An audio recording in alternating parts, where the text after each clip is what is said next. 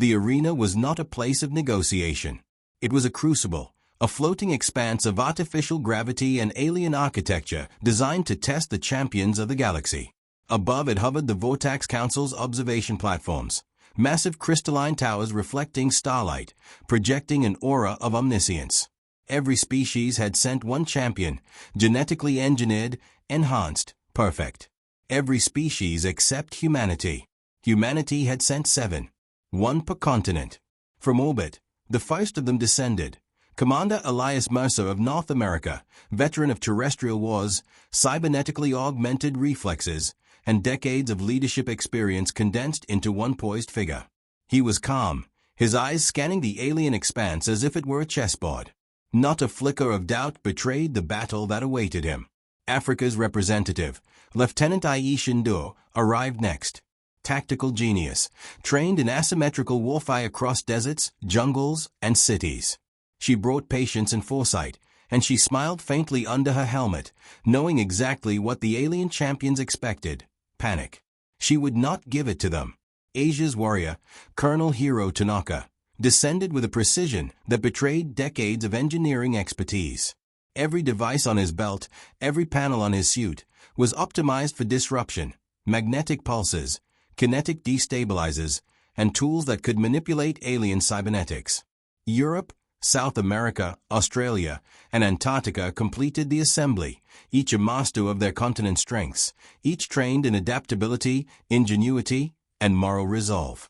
The alien champions, in contrast, were uniform in perfection, tall, bioengineered, imposing.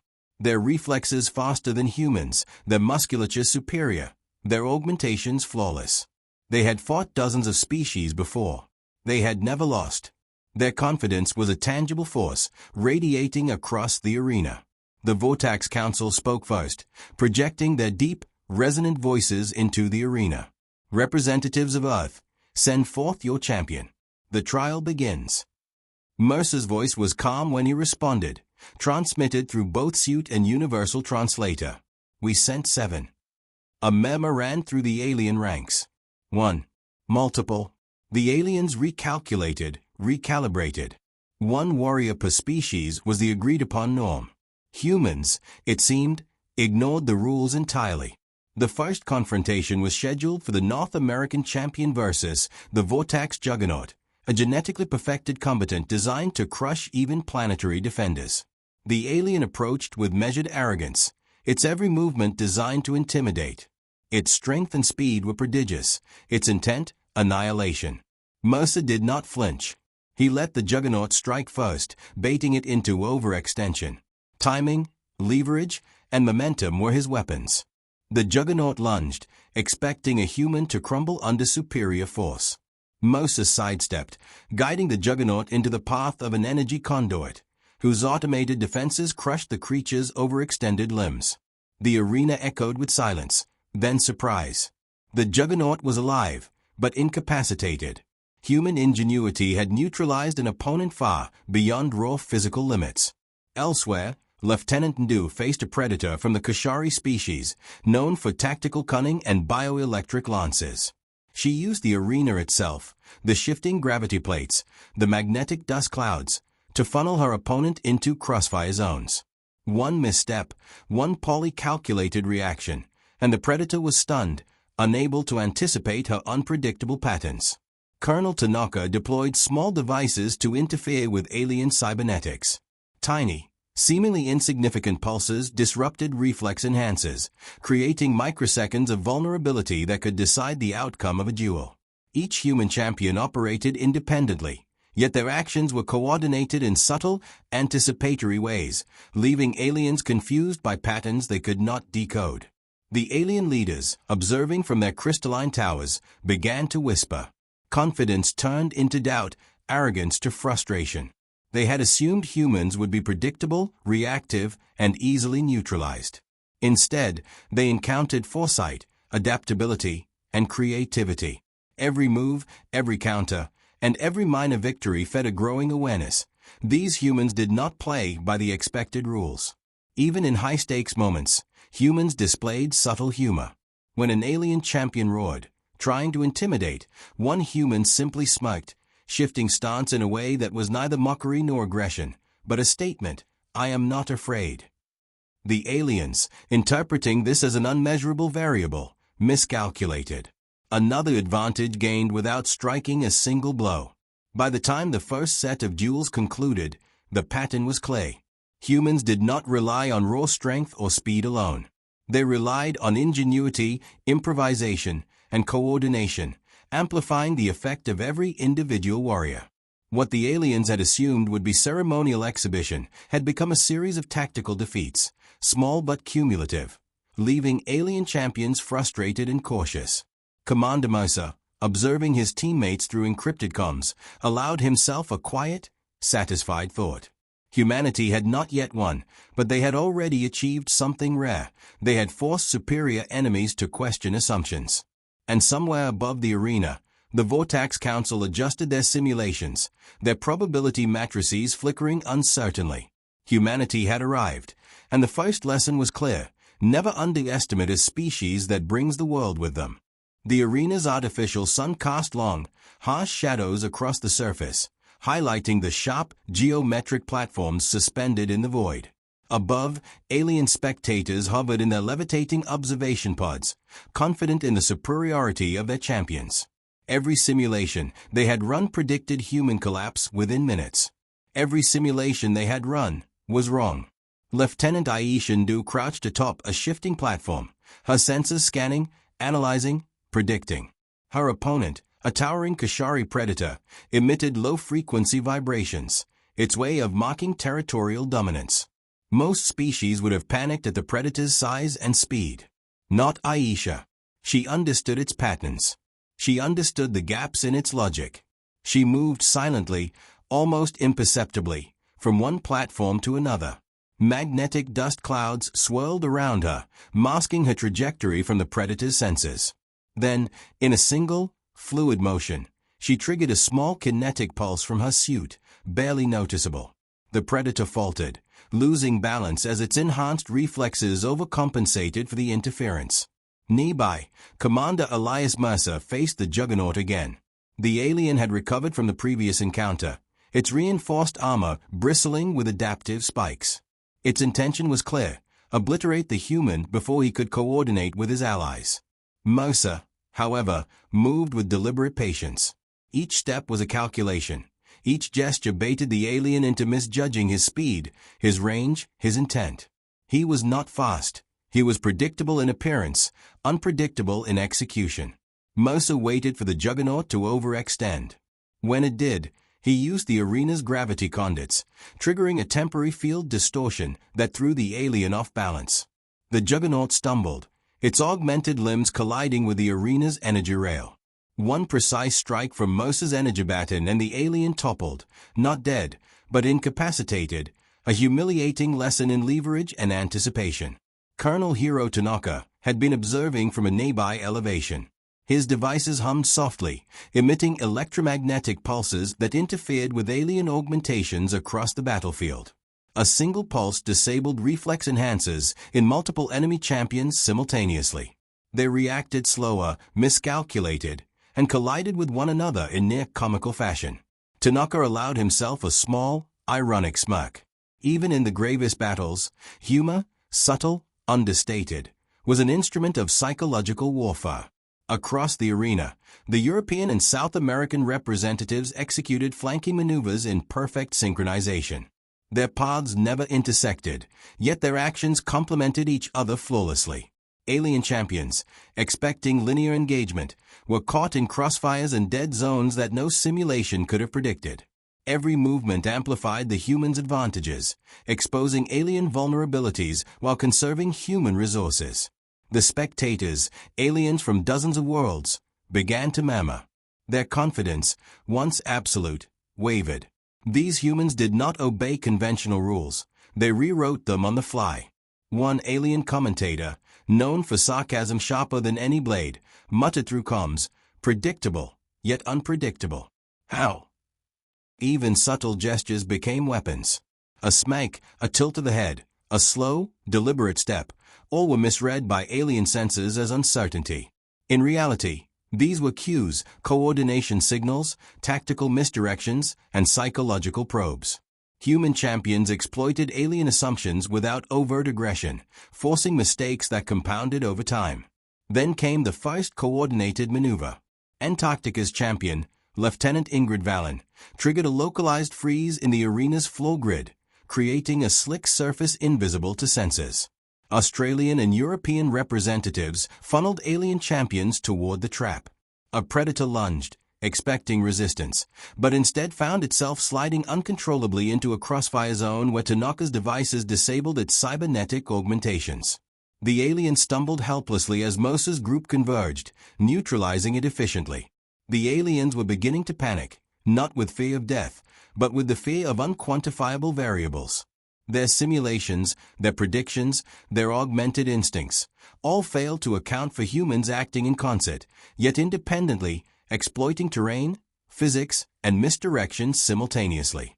On the sidelines, the Vortex Council recorded every action, recalculated every probability, and still found their algorithms insufficient. One counselor, long accustomed to victory, muttered, "They are not merely resisting, they are teaching us the limits of certainty." Even in minor victories, humans maintained ethical restraint. None of the alien champions were killed outright.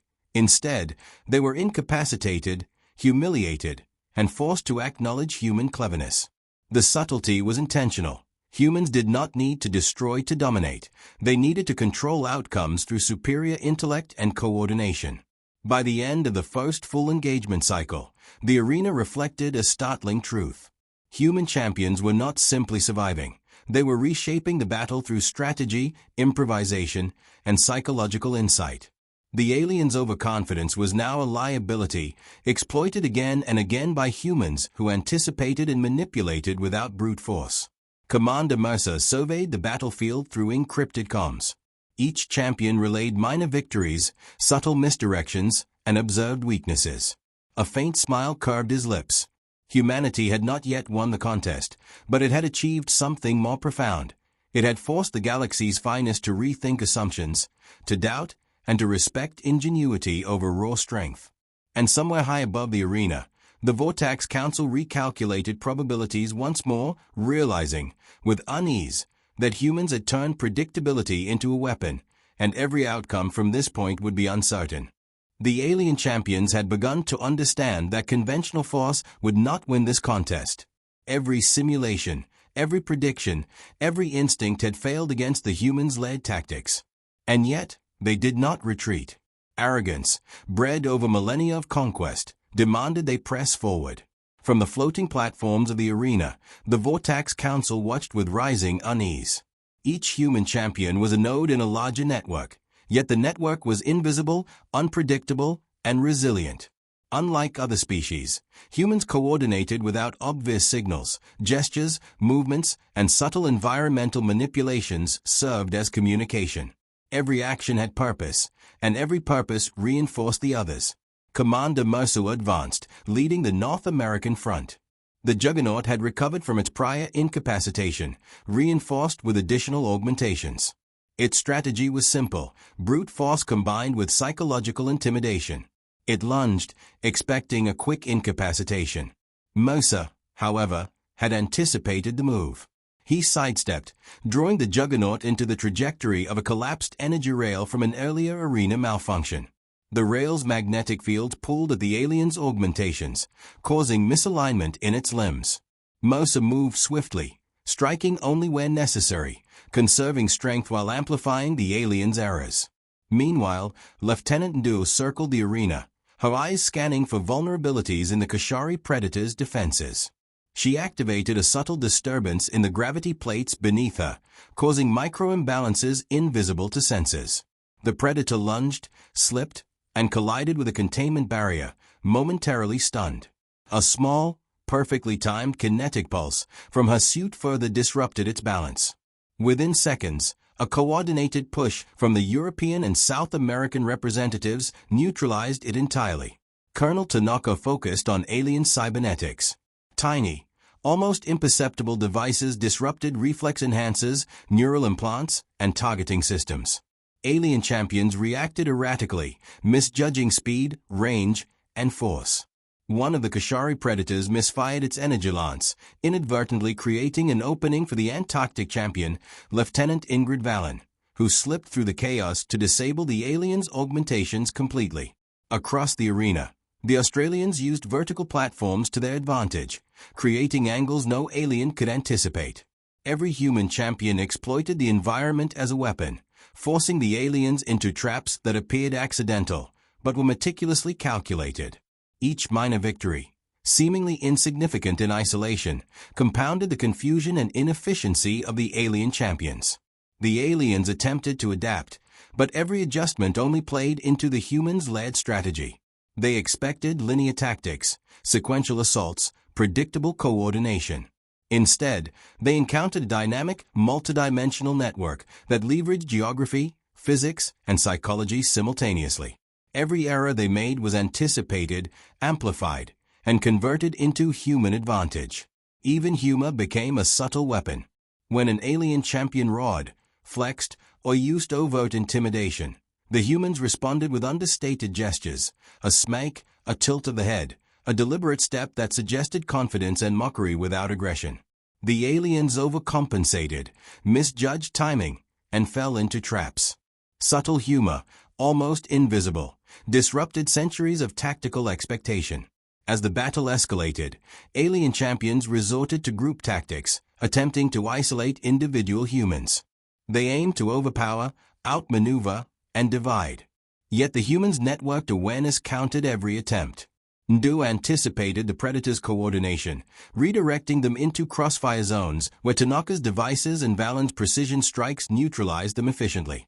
Even when numerical advantage favored the aliens, human strategy turned disparity into equilibrium.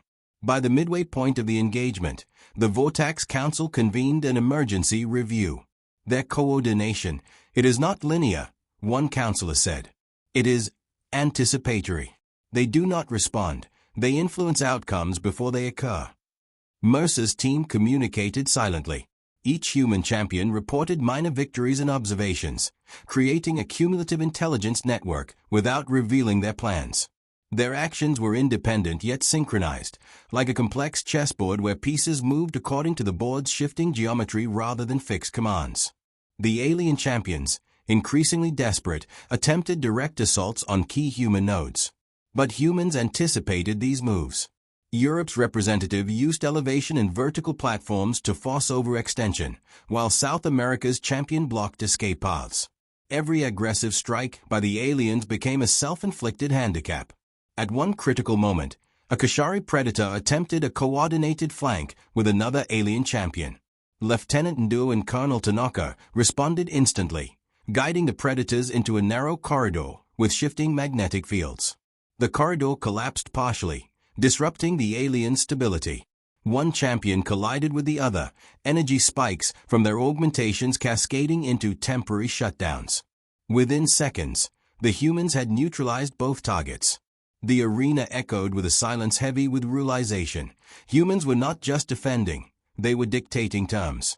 The aliens had underestimated human adaptability, ingenuity, and the capacity to transform disadvantage into opportunity. Each failure eroded their confidence and reinforced the humans' advantage.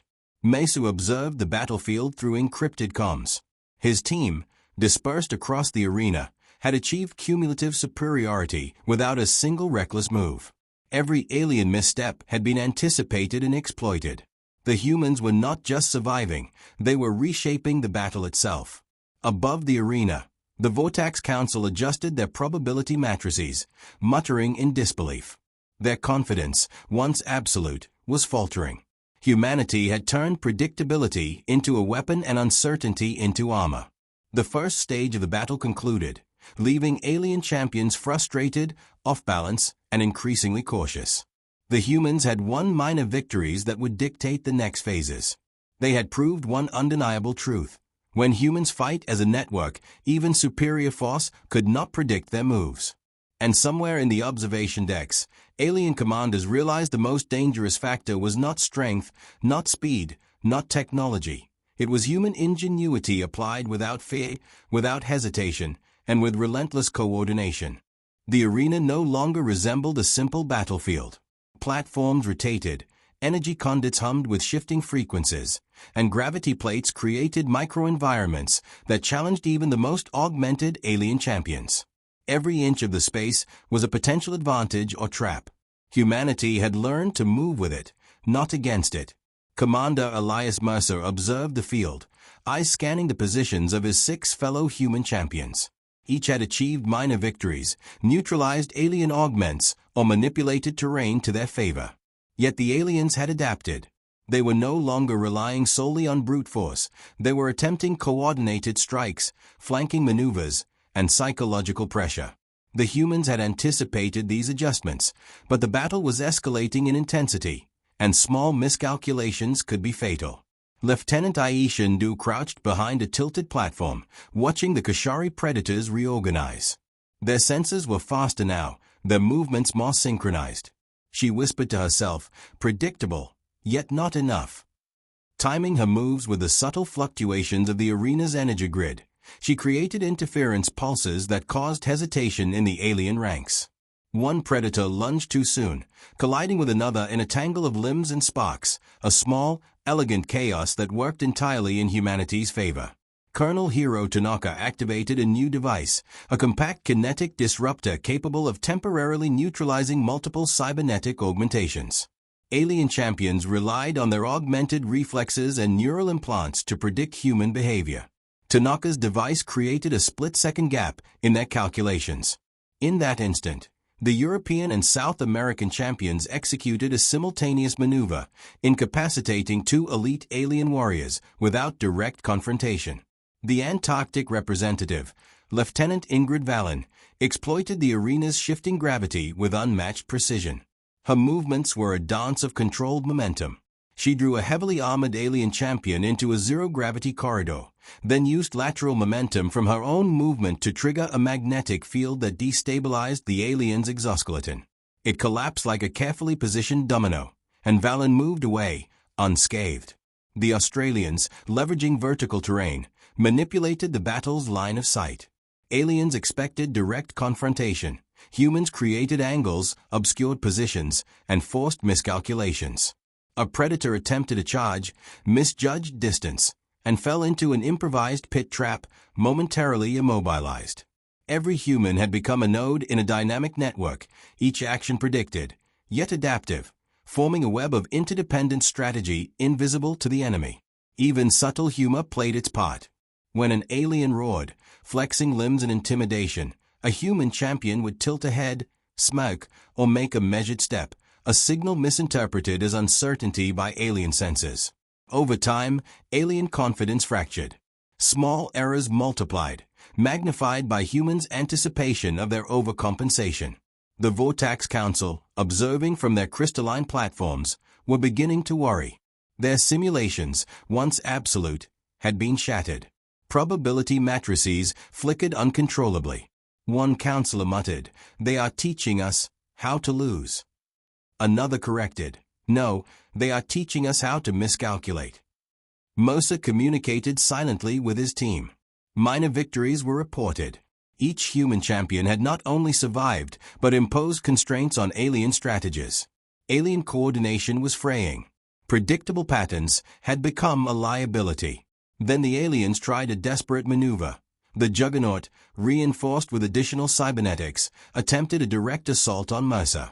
At the same time, a Kashari predator attempted a flanking maneuver against Ndu and Tanaka. The humans were split, outnumbered, and under pressure. One wrong move could compromise the network. Mercer made a calm, calculated decision. Instead of meeting force with force, he used the arena's energy conduits to redirect the Juggernaut's momentum. The alien crashed into a shifting platform, rebounding into a magnetic field trap set by Vallon. Ndu exploited the predator's diverted attention, using a small kinetic pulse to neutralize its reflex augmentations. Tanaka disabled neural enhancements, turning brute strength into a controlled liability. The result was elegant and devastating. The aliens had overextended and were now vulnerable to coordinated neutralization. The humans had converted disadvantage into opportunity through foresight, anticipation, and precise action. Minor victories accumulated into strategic dominance. By mid-battle, the alien champions were no longer confident. Their pride and arrogance had been eroded by human ingenuity, subtle misdirections, and carefully calculated risk. Even the strongest, the Juggernaut, had been neutralized without lethal force, a testament to human strategic restraint. Moser and his team paused briefly, not for celebration, but to recalibrate. Every movement had purpose, every outcome had been considered. The humans had demonstrated that victory was not about overwhelming strength, it was about intelligence, coordination, and controlled improvisation. From the observation decks, the Vortex Council's whispers had turned into uneasy silence. They had never faced an opponent who could manipulate an entire battlefield with such precision while maintaining ethical control. Humanity had turned unpredictability into a weapon and uncertainty into armor. The final phase of the engagement approached. The aliens, shaken and frustrated, were preparing for a decisive maneuver, confident that overwhelming numbers could restore their advantage. But the humans were ready. They had proven that intelligence, creativity, and moral clarity could bend even superior force to their favor. And somewhere high above, the first real cracks in alien certainty began to appear, an acknowledgement that these humans were not just fighters, but masters of strategy, innovation, and coordination. The turning tide had begun. The arena had become a maze of shifting platforms, energy conduits, and dynamic gravity zones. The alien champions, despite their enhancements and experience, were stretched thin. Every maneuver the humans had executed had imposed subtle yet cumulative constraints. Small victories had become patterns. Patterns had become control. Humanity was no longer reacting. They were dictating the flow of battle. Commander Elias Mercer assessed the battlefield through encrypted comms, tracking the positions of his 6 fellow champions. Each had neutralized multiple alien opponents, exploited terrain, or manipulated technology to create openings. The aliens, once supremely confident, were now cautious, hesitant, and increasingly predictable, because humans had anticipated their overconfidence and weaponized it. The final offensive began. The Vortex Council had issued a mandate. All alien champions were to converge on the humans, overwhelming them through numbers and brute force. It was a coordinated strike designed to reclaim control. Mercer, however, had foreseen the convergence. Positions, he instructed, his voice calm yet authoritative. Engage the plan. From the northern quadrant, Ndo initiated a series of subtle gravitational disruptions in the arena floor, forcing the alien juggernaut and its cohorts to adjust their paths. Their movements became misaligned. At the same moment, Tanaka deployed a suite of electromagnetic pulses that temporarily disabled reflex enhancers and neural implants across multiple enemy combatants. The aliens were forced to rely on raw skill, which, in the humans' carefully orchestrated environment, was insufficient. South America's champion, Lieutenant Diego Alvarez, used vertical platforms and environmental manipulations to channel several predators into a single zone. There, the Antarctic and Australian representatives waited, exploiting gravity fields and kinetic traps to incapacitate their targets simultaneously. Mercer faced the juggernaut directly. The aliens' augmented strength and size were overwhelming, yet Mercer moved with deliberate precision, relying on leverage, timing, and misdirection. As the juggernaut lunged, Mercer sidestepped, guiding it into the path of a collapsing energy rail that amplified its own momentum against itself.